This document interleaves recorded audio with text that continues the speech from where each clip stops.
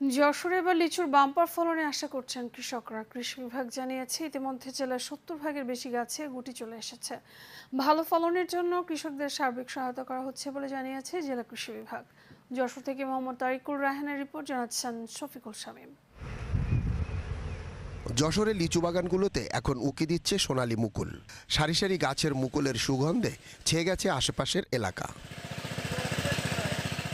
আবার কোনো কোনো লিচুর বাগানগুলোতে দেখা মিলছে লিচুর গুড়।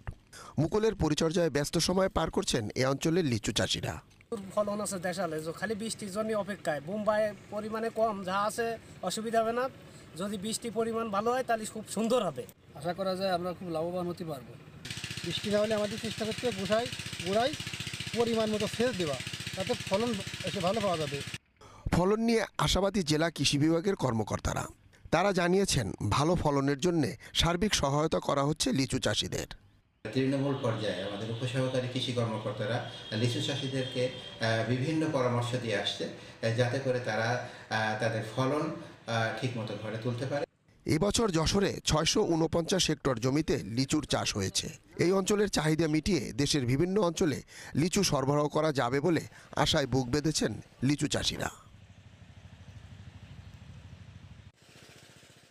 Asian television desk report.